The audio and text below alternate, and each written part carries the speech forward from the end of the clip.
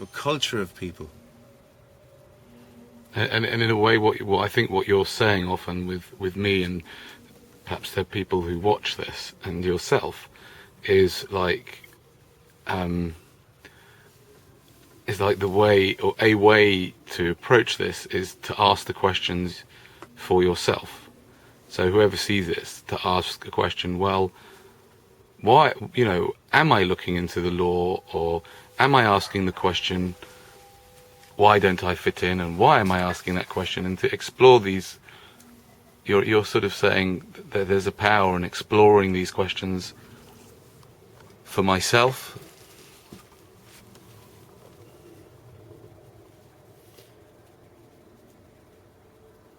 Okay, but at that point, I'm just at wherever I'm at in my evolution of understanding and feeling.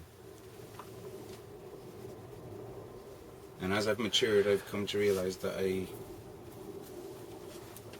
stand under more and more things. The older I get, the more I realise I'm standing under stuff. I've got the weight of the world on my shoulders and always had.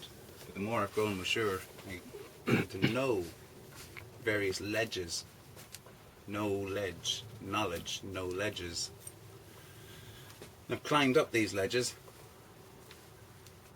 and every time you're climbing a ledge, just before you're about to get onto a plateau again, there's this nervous feeling that you might fall all the way down and break a leg or something. If you get over that nervous anxiety, then your nerves become a little bit more steeled and you've got a bit more confidence in your knowledge. Does that make sense, Danny? It makes sense to me, And that's how I look at research into this stuff. I don't really like going out there watching other people's research on the internet too much, compared to finding things out myself. Right. But I meet an awful lot of people who know a lot of similar knowledge in words, but who haven't been out experimenting. You just said experienting. It's good though, isn't it? That's a great word, that. And you can hear what that word means. It means, okay, I've heard this thing. If it's got any truth in it, that truth will resound over the next few days. It will resound, it will bounce off something that's got that truth, and it will show me that that truth is outside of me, not just in me. Does that make sense? Mm-hmm. So that's how I work out things. I come across information from people and places and stuff, and notice things and hear things in my own mind and stuff like that. And sometimes I sit down real deep, and just question all the stuff that's in my head at this stage and let it settle.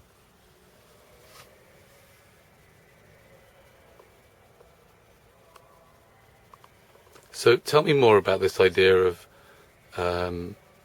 your experience of this idea of, if you don't like the rules, then go back to where you came from, because that's certainly something that common experience that springs to mind. Not having too much worry or upset about money generally. If you end up with a fair bit of money and you've got friends and you decide let's all just meet up, and you text your friends, text 15, 20 of your friends and say to them all at the same time, individually, I'm at such a pub, come and join me. Then a good 10 or 15 of them turn up and you just buy them all drinks and you all get really drunk in the pub. Nothing wrong so far. It's quite commendable behaviour. Yep. However, if you've got enough money, if you've got 400 or 500 quid, that's enough to get yourself totally blissed out and merry. And you won't be acting normal in the pub. Pubs aren't normally full of that kind of behaviour. They're not. No, it's generally people meanly buying their own rounds or buying their own drinks or whatever, I mean, I hang out in the lower end of the market, of course. Right. I don't have money. And it has been good on occasions to go into those places with loads of money in a carefree manner and just let everybody see money for what it is. But for once at least have a good time with seeing it for what it is. Something that comes and goes, has no value, is really invisible. Something that's actually goodwill, it's not actually money at all. So there's experiments. But what will happen in that case is it's very easy for it to flip to its polarity, and the person who's acted like a king of meritocracy and sharing, and a good grail king at that, gets thrown out for being drunk and disorderly. for not acting normally in a pub. So he's just spent £400 or £500. He's just got the whole pub to be a really singing, happy place. But if he puts the slightest bit of a foot wrong later in the day, when the landlord thinks it's time for them not to go anyway, they've drank enough now, they're going to get... the rest of the pub's going to get jealous of them, he might think. And for that reason, he might start to think they should go soon. So that's an example of how it can swing from side to side. Yes, you're welcome to come to our place. Yes, you're welcome to give us... Yes, it's great that you're accepting this totally unfair deal we're giving you. Brilliant, we've got enough money off you, you haven't really got much money left, you're going to have to go soon. Sorry, no, there was no buying friendship involved in this thing, yeah? You've got to go really soon now. Look man, I don't want to be making friends with any of you people, yeah? It's just business. Yeah, parties, I see them all the time. Go. Right, grab him, throw him out, call the guards. Kind of thing. I see it a lot in the places where I go, and I've been prime actor in it a few times.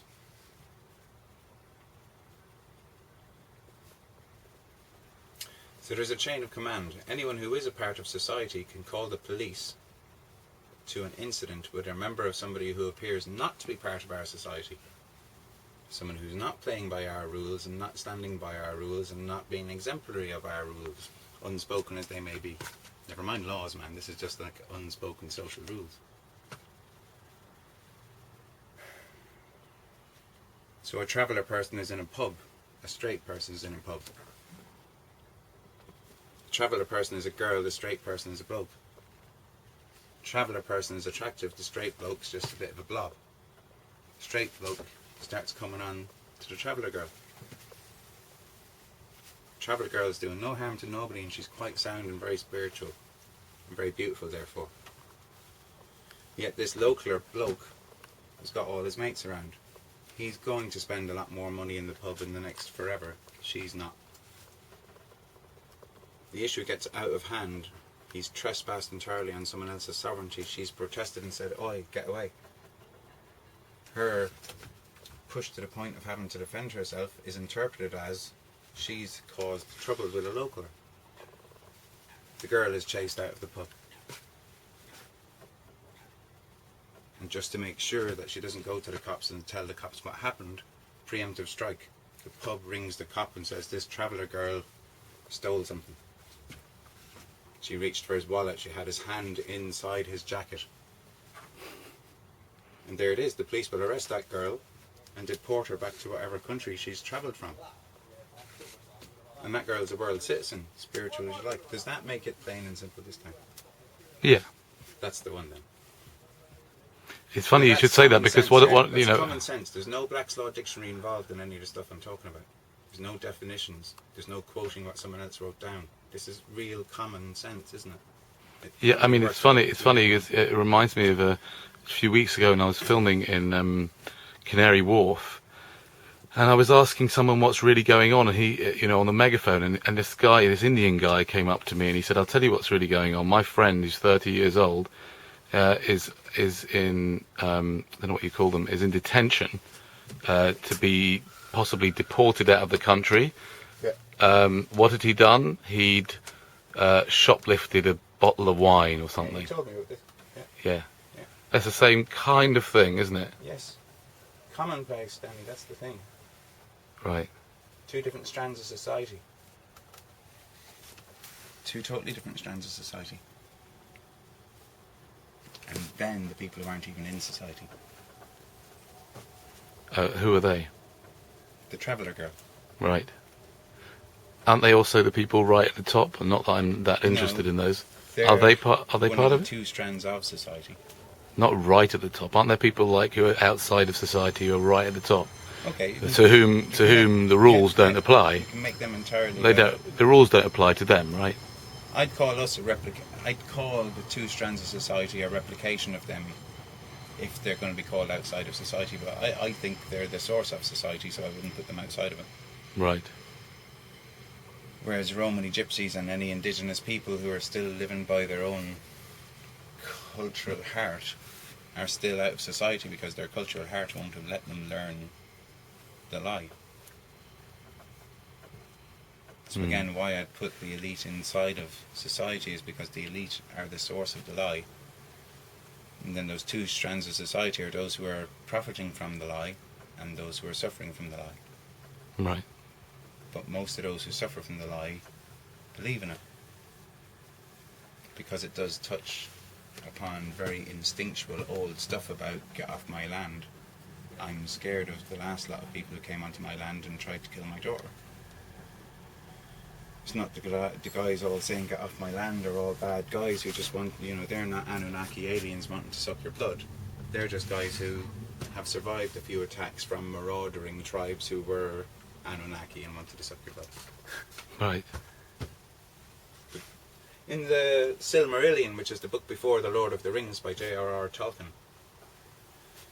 there's the description of how it is that orcs were created. So you've got the elves and the fairies kind of scenario, but then there's these orcs. But orcs weren't created evil. Orcs were manipulated and thwarted, and then everything they did was evil because they'd been twisted. They couldn't make beautiful things anymore because they'd been twisted ugly.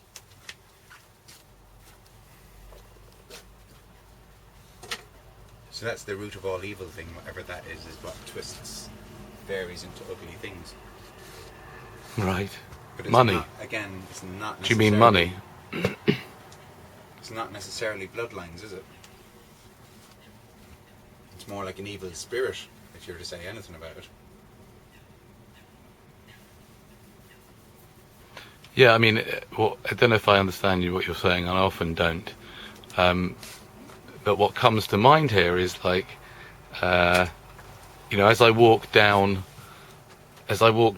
here along the canal from Camden Town, I encounter these, several stalls or shops, what you want to call them, who are trying to persuade people to eat really unhealthy food.